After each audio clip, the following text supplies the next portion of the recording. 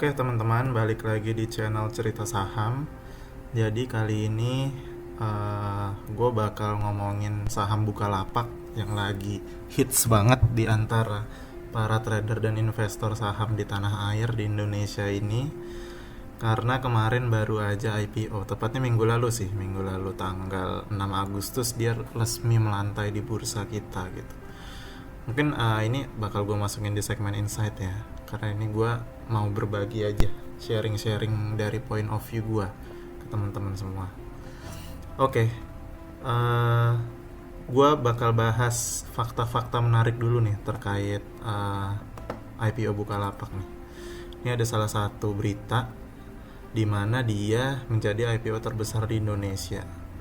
Jadi dengan harga IPO yang kemarin 850 itu, Bukalapak mendapat pendanaan sekitar 21,9 triliun, which is ini rekor di IHSG kita ya, di bursa kita, di mana ada perusahaan yang melantai di bursa, ada yang IPO, dan dari IPO-nya dia mendapat 21,9 triliun.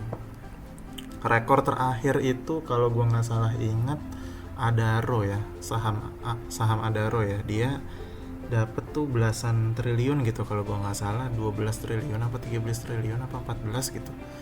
Itu tapi udah lama banget, tahun 2008 atau 2009 gue lupa, tapi yang jelas seingat gue, mungkin teman-teman bisa koreksi kalau gue salah, cuman seingat gue rekor terakhir IPO terbesar itu dipegang sama saham Adaro, senilai kalau gue nggak salah sih 12-an triliun lah. Nah, di minggu kemarin IHSG mencetak rekor lagi. Siapa yang mencetak rekor yaitu Bukalapak. Dia ternyata IPO terbesar di Indonesia untuk saat ini dengan total pendanaan yang didapat 21,9 triliun. Dari sini mungkin kita bisa menyimpulkan yang pertama bahwa saham unicorn, startup unicorn di Indonesia itu mempunyai apa ya istilahnya, peluang yang besar gitu. Dengan dia melantai di bursa, dia bisa mendapatkan pendanaan yang besar. Di sini gue ngelihat dari pernyataan ini nih, oversubscribe sampai 8,7 kali oversubscribe-nya.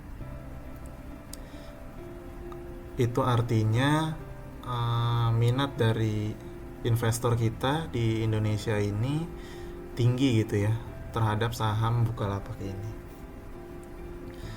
Nah, fakta menarik lainnya adalah saham Bukalapak ini merupakan saham unicorn juga pertama yang IPO di IHSG. Jadi di Indonesia tuh ada beberapa unicorn, bahkan ada yang dekakorn ya. Gojek tuh udah dekakorn, ada Tokped juga, ada OVO, ada Traveloka, ada JNT, ada pajak dan lain segala macamnya. Itu juga kedepannya juga bisa juga mereka IPO juga di bursa saham gitu. Jadi dengan Bukalapak ini IPO di bursa saham, itu menunjukkan bahwa potensi atau prospek dari unicorn Indonesia itu sangat besar sekali di pasar saham Indonesia ini. Yang kedua yang mau gue garis bawahi adalah selain potensi, yaitu minat dari investor kita juga terhadap saham Bukalapak ini.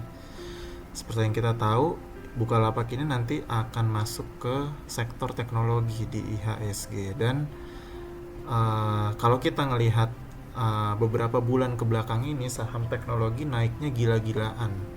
Ada DCII, ada MTech, ada Multipolar, segala macam itu naiknya gila-gilaan juga.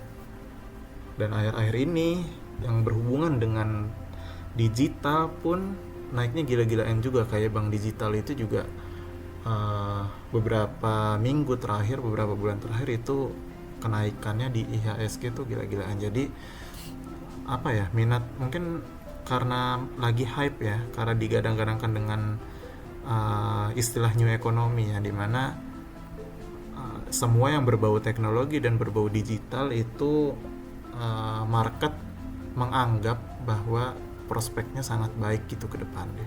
Jadi gue mau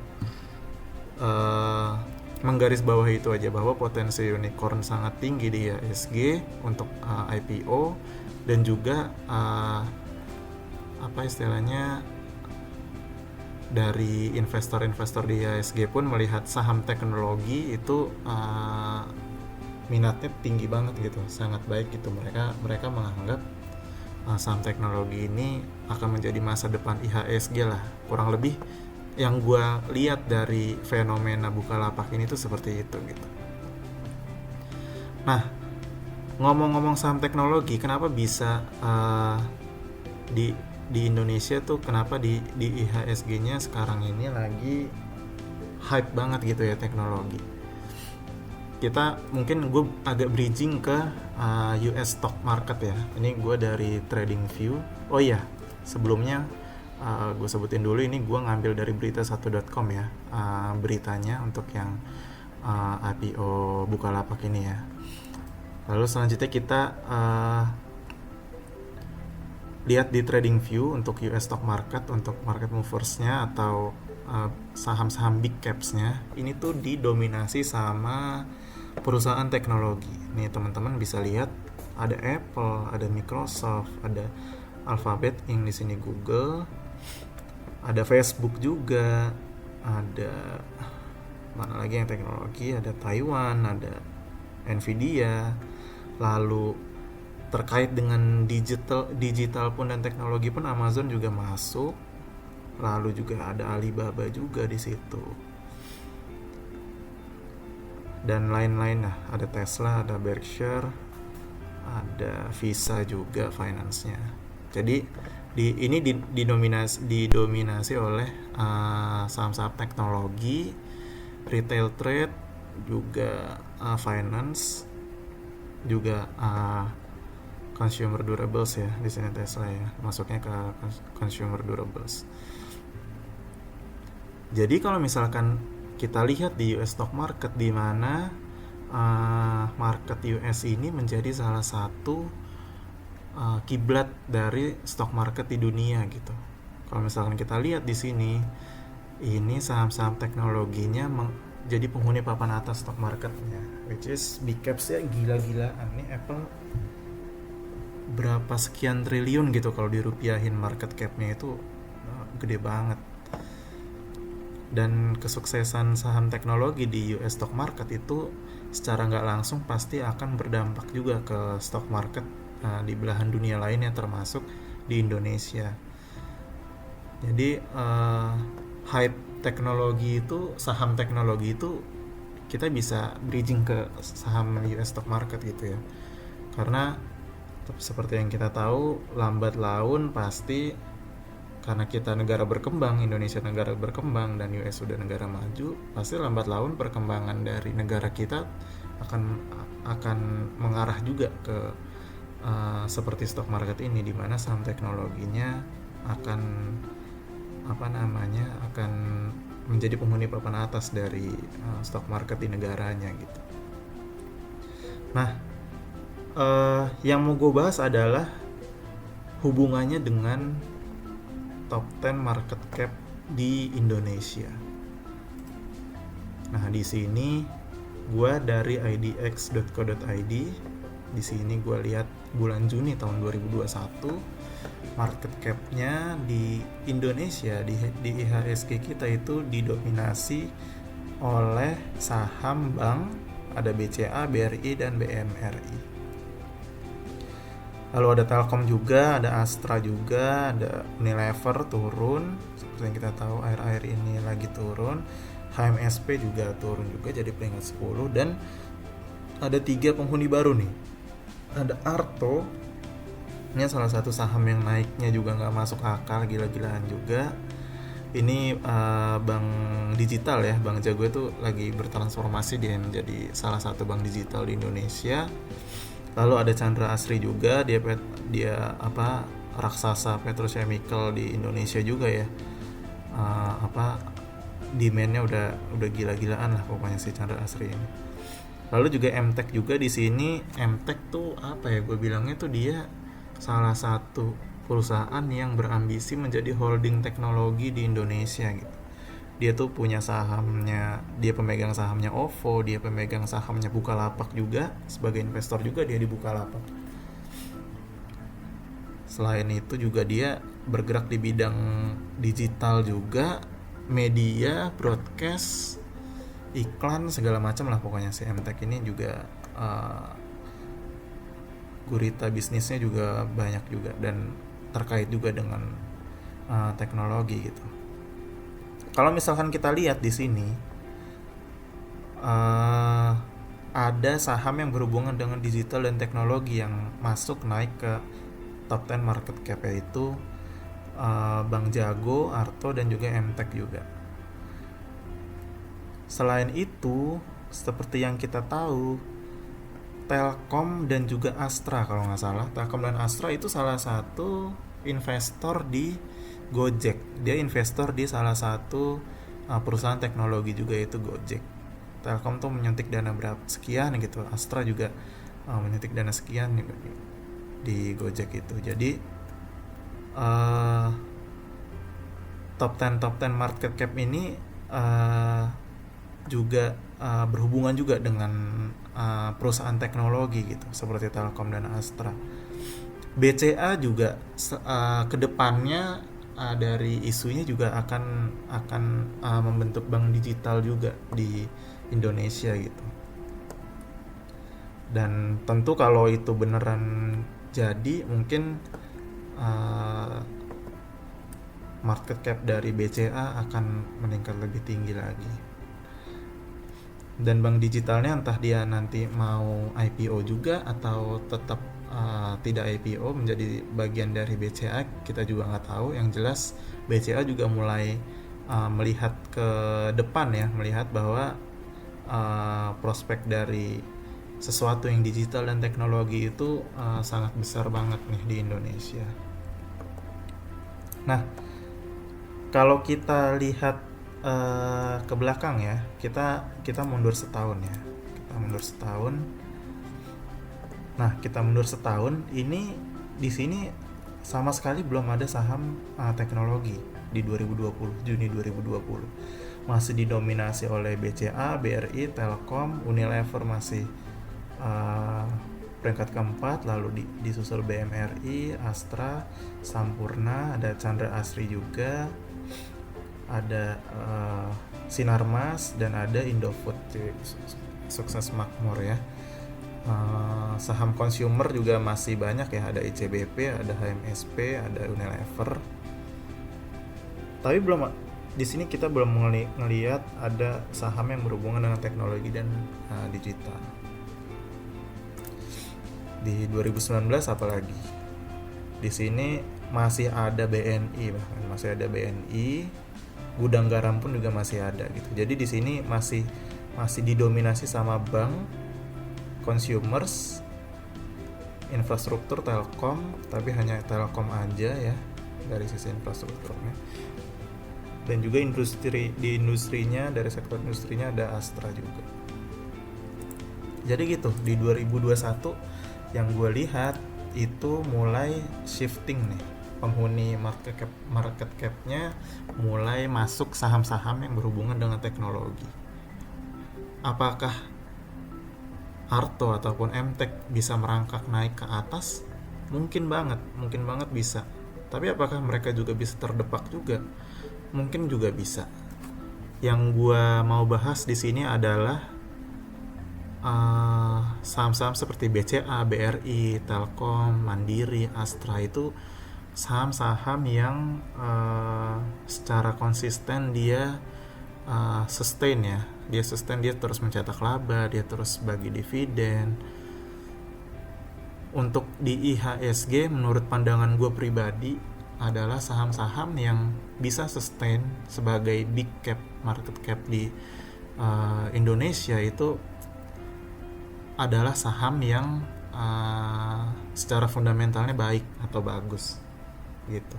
Jadi untuk saham-saham yang baru gitu ya, apakah dia bisa sustain di top 10 market cap di IHSG, itu menurut gua untuk bertahun-tahun bisa bertahan kayaknya harus disokong dengan fundamentalnya alias kinerja perusahaannya gitu.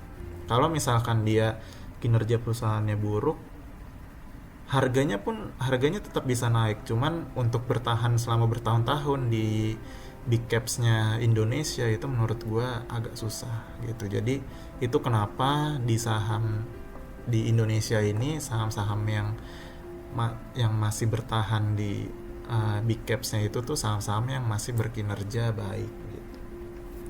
Kedepannya gimana? Mungkin aja teknologi, ada saham teknologi lagi yang masuk. Cuman kalau misalkan kinerjanya nggak baik, tidak ada growth-nya ya, tidak ada pertumbuhannya ke depan, mungkin dia hanya selama beberapa bulan atau setahun 2 tahun aja gitu di big caps-nya. Nah kedepannya selama sampai bertahun-tahun gitu kayak BCA gitu ya, sebagai penghuni big caps-nya Indonesia bertahun-tahun, itu butuh kinerja perusahaan yang sustain, yang terus bertumbuh dan terus menghasilkan laba dan juga membagikan dividen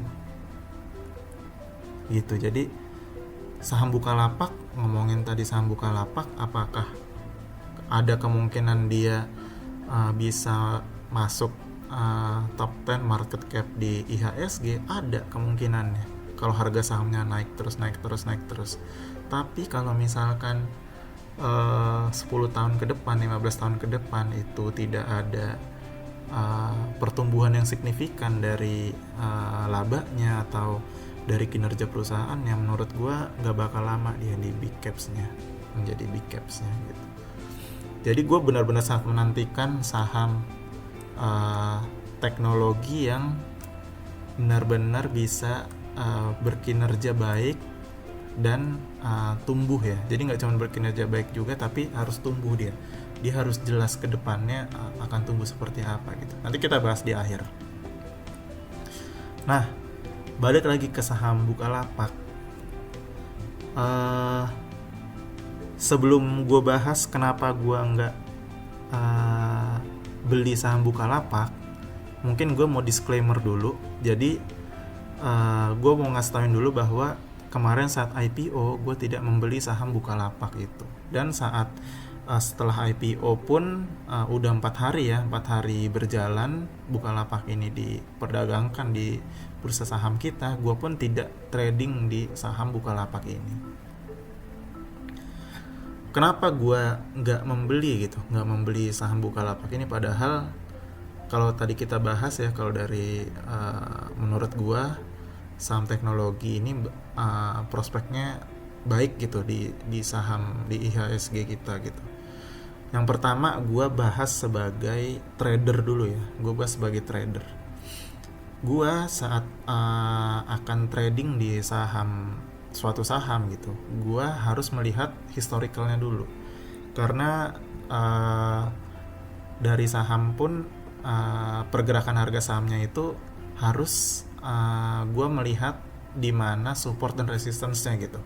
Harga saham ini tuh akan bergerak di koridor harga berapa gitu. Nah kalau IPO kita nggak bisa menganalisis itu karena di hari-hari sebelumnya belum ada datanya. Jadi untuk gua tahu di mana support dan resistance-nya, dia akan naik sampai berapa, dia akan turun sampai berapa, itu gua sama sekali nggak punya data untuk menganalisa itu gitu. Dan dari data-data tersebut gua kan biasanya memforecast ya, dia trennya akan naik atau turun. Nah kalau saham IPO gua nggak bisa melakukan itu gitu. Jadi menurut gua sebagai trader, dari sisi gua ya, ini disclaimer dulu, dari sisi gue merasa dengan membeli saham Bukalapak di harga 850, harga IPO-nya kemarin, itu sangat beresiko banget untuk gue. Kenapa? Karena gue nggak tahu harga sahamnya itu akan bergerak di koridor harga berapa, akan bergerak ke atas kah atau ke bawah kah, gue nggak tahu karena tidak ada data untuk dianalisis. secara teknikal. Jadi dari sisi trader gitu ya, alasan gue kenapa gue nggak membeli saham Bukalapak ini. Nah, dari sisi investor, kenapa gue nggak membeli saham Bukalapak ini untuk gue diamkan berbelasan tahun, berpuluh-puluh tahun? Kenapa? Karena kalau gue bilang, gue belum melihat ada suatu peluang untuk Bukalapak berkembang gitu ya. Mungkin ini kita bahas deh perbandingan dari e-commerce di Indonesia ya. Ini gue dari web iprice.co.id. Di sini kita lihat kuartal 1 2019 ya. Kuartal 1 2019 ini di rankingin nih berdasarkan trafficnya, lalu ada ranking di App Store dan Play Store, lalu ada engagementnya dari sosmed ya, Twitter, Instagram, Facebook, dan lain-lain, lalu ada jumlah karyawan. Di sini gue mau menitik beratkan pada traffic. Di kuartal 1 2019, Tokped, Bukalapak, dan Shopee menjadi 3 besar. Gue bahas 3 besar aja karena kalau bahas ke bawah itu panjang banget. Di 2019 itu traffic Tokped 137 juta per bulan, di kuartal satunya Bukalapak 115 juta, Shopee 74,9 juta. Kita lihat 2020 ya, kuartal 1 2020. Kuartal 1 2020 ini pas banget lagi COVID, pas banget awal-awal gitu ya, jadi mungkin tingkat daya beli dari kita juga agak ditahan nih dari masyarakat juga, karena pengunjung web bulanannya jauh berkurang dari 2019. Di sini seperti yang kita lihat, Shopee jadi urutan pertama dari yang tadinya ketiga, 71,5 juta, Tokped 69,8 juta, beda tipis dengan Shopee. Bukalapak jauh banget berkurang jadi 37,6 juta. Dari sebelumnya yang kuartal 1 2019 itu 115 juta, dia menjadi kuartal 1 2020 37,6 juta. Jadi selang setahun itu trafficnya langsung jauh banget berkurang, bahkan berkurang lebih dari setengahnya Bukalapak itu dari trafficnya. Kemudian kita lihat kuartal 1 2021, Tokped dan Shopee pengunjung traffic bulanannya meningkat jadi 135 juta dan 127 juta, namun Bukalapak masih 34 juta. Dari sini kita bisa menyimpulkan bahwa market di Indonesia lagi dikuasai sama dua toko online nih, Tokped dan Shopee ya, dan dua e-commerce ya. Kalau misalkan kita lihat dari ranking App Store dan Play Store-nya, ini Shopee menjadi yang pertama.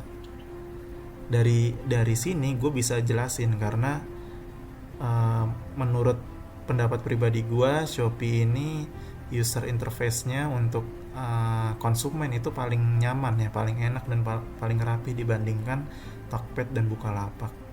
Mungkin karena itu juga jadinya orang-orang juga banyak mendownload juga nih si Shopee-nya. Dan dari sisi engagement-nya dengan konsumen itu, jika dibandingkan Bukalapak dengan Tokped dan Shopee itu juga tertinggal jauh juga.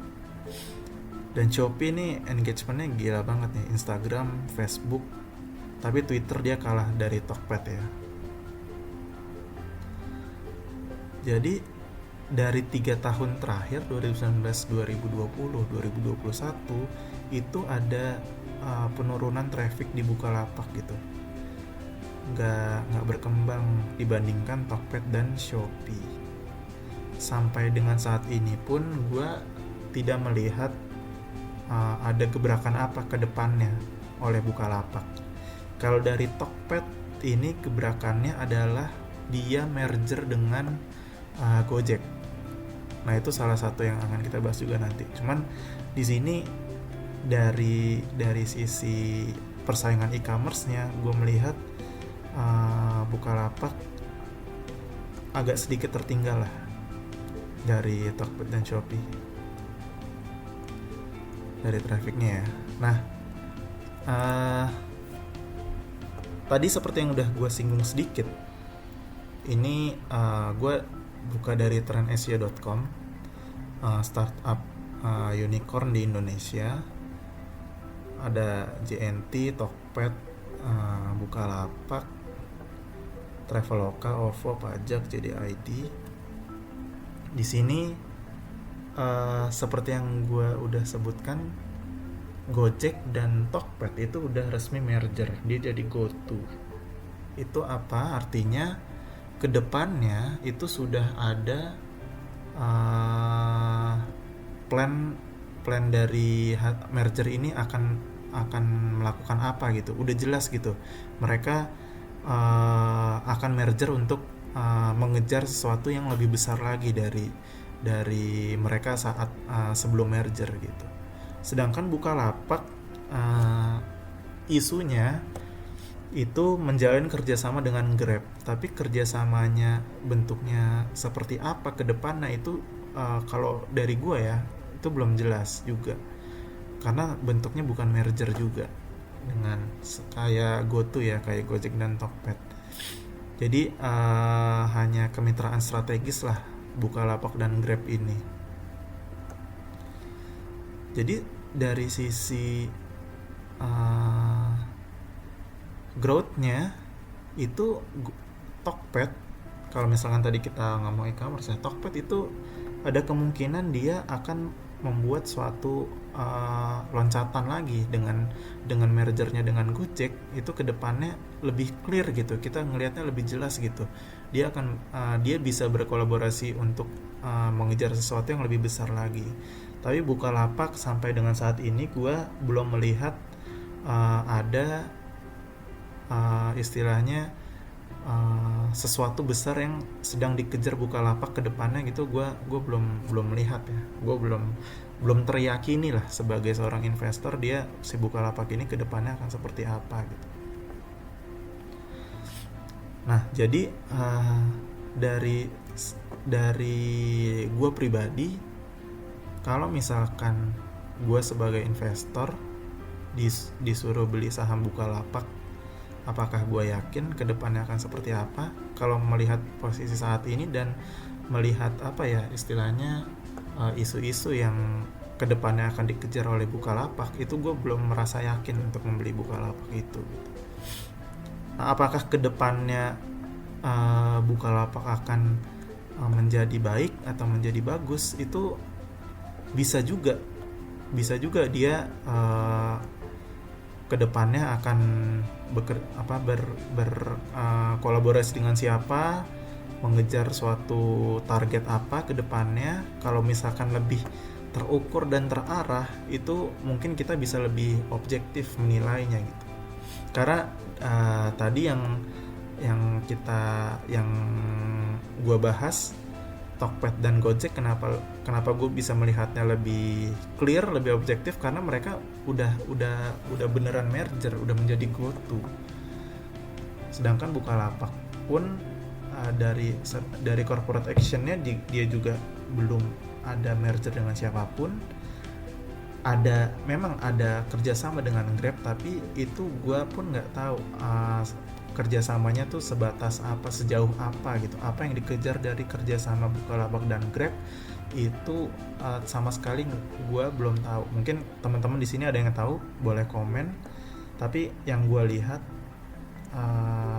dari sisi growth-nya Bukalapak kedepannya itu gue belum melihat dia akan mengejar apa. Nah, itu yang membuat gue belum teryakini untuk membeli saham Bukalapak dari IPO kemarin gitu. Ini disclaimer on ya teman-teman. Jadi Kedepannya mungkin Bukalapak akan menyalip Tokopedia trafficnya. Dari sisi trafficnya, apakah mungkin Bukalapak akan menyalip Shopee dan Tokopedia? Itu mungkin banget kalau Bukalapak mungkin ada disertai dengan turnaround story gitu. Jadi ada corporate action apa yang membuat investor tuh bergairah lagi. Investor tuh melihatnya kedepannya Bukalapak ini akan menjadi besar gitu. Karena sampai sekarang, sampai saat ini, corporate action dari Bukalapak terkait dengan kinerjanya ya tentunya, itu gue belum melihat ada sesuatu yang seru gitu dari Bukalapak. Makanya gue memilih untuk tidak membeli Bukalapak di IPO dulu. Mungkin bisa berbeda ya dengan teman-teman pendapat gue. Cuman kalau dari gue sebagai sisi investor, gue memilih untuk wait and see dulu terkait dengan Bukalapak. Kalau misalkan kedepannya ada corporate action yang menarik dari Bukalapak, maka ada kemungkinan juga gue bakal beli gitu untuk kedepannya. Tapi untuk sekarang, selama masa IPO kemarin itu, gue tidak melihat ada sesuatu yang bisa gue jadikan pegangan gitu untuk gue menghold Bukalapak sampai bertahun-tahun ke depan. Nah, ngomongin sahamnya Bukalapak, kedepannya dia apakah akan ARB lagi nih? Kalau misalkan kita lihat ya, hari pertama ARA, hari keduanya 4,72% minus, hari ketiganya ARB 6,76, hari keempatnya tanggal sekarang ya 12 Agustus ini gue ngerekam tanggal 12 Agustus itu ARB juga 6,76% minusnya. Apakah akan ARB terus sampai ke bawah harga IPO-nya? Mungkin aja kalau misalkan bandar atau market makernya udah distribusi semua, cuman gue rasa ini belum distribusi semua ya. Nah, apakah dia akan arah kembali? Itu juga mungkin juga. Semua tuh tergantung dari persepsi pasarnya menilai saham ini seperti apa gitu. Jadi kalau misalkan untuk short term, gue akan lebih memilih untuk wait and see nih. Nah, ini perdagangan hari Jumatnya akan menjadi penentu nih. Dia akan turun ke bawah harga IPO apa enggak. Kalau dari gue pribadi, menurut gue di harga IPO-nya itu akan rebound saham Bukalapak ini. Saham Bukalapak ini akan rebound. Dia akan naik lagi gitu dari harga 850-nya. Menurut gue ini turun sampai 850 karena pemegang saham dari IPO-nya ya itu punya harga average di 850 semua tuh. Jadi itu tuh bisa menjadi apa ya, salah satu mungkin bisa dikatakan support tapi ya mungkin ya bisa dikatakan support lah, karena pemegang sahamnya Bukalapak yang dari IPO-nya itu mereka punya average harga di 850 gitu ya kebanyakan. Jadi kedepannya seperti apa, gue akan wait and see dulu sampai mungkin sebulan lah, karena dari sebulan itu gue bakal melihat pergerakan harganya seperti apa, apakah sudah membentuk high yang baru atau low yang baru, itu bisa kelihatan dan kita ngelihatnya bisa lebih objektif. Jadi menurut gue akan wait and see dulu untuk kedepannya. Oke, mungkin itu aja yang bisa gue sharing dari saham Bukalapak. Sekali lagi nih disclaimer on, analisis gue bisa salah karena benar-benar objektif banget. Benar-benar subjektif banget analisis gue, karena dari point of view gue doang dan dari data-data yang tersedia aja di internet ya gue menganalisanya. Mungkin juga bisa salah, mungkin juga berbeda juga dengan teman-teman, itu bisa aja kejadian kayak gitu. Cuman kalau dari gue, kenapa gue nggak beli saham Bukalapak sebagai trader ataupun sebagai investor, itu alasannya udah gue jelasin ke teman-teman semua gitu. Jadi yang gue lakukan sekarang untuk saham Bukalapak adalah wait and see. Oke, mungkin itu aja yang bisa gue sharing ke teman-teman. Thank you semua.